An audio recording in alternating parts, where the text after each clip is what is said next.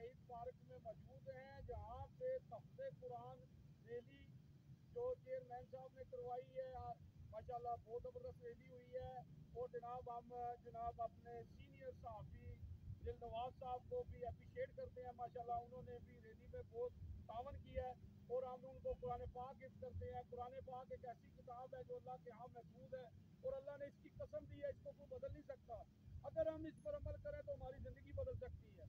میں کیا بیان کروں صلی اللہ علیہ وسلم کی شان میں, اللہ نے سب کچھ نازل کر دیا قرآن میں.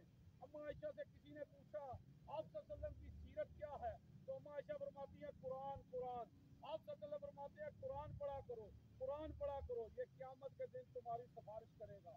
اللہم صلی علی محمد وآل محمد. جناب محترم دل نواز صاحب ابھی تو ہمیں اپریشیٹ کرنے ہیں ماشاءاللہ کی صحافت اتنی زبردست کام کر رہے ہو. ہاں جی جناب اور سو خرید ہے صاحب بہت شکریہ پہلا تو جانا صاحب تھوڑی محترمہ اور بے دوست اور نازوال اور بے مثال محترمہ شکریہ.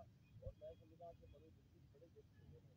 میں سمجھنا زندگی کا خوبصورت اور بہترین گفٹ آج مجھے ملا اور یہ میری رہنمائی واسطے بھی ہے. میری رہنمائی کے علاوہ اس کی جی تحریر اور پڑھنا میرے واسطے دین اور دنیا کی بھلائی کا سبب بنے گا. اللہ تعالیٰ کو باجی اللہ سانو جڑا نا جی یہ جڑا نے کوئی رہکاری نہ ہوے کوئی دکھاوا نہ ہوے.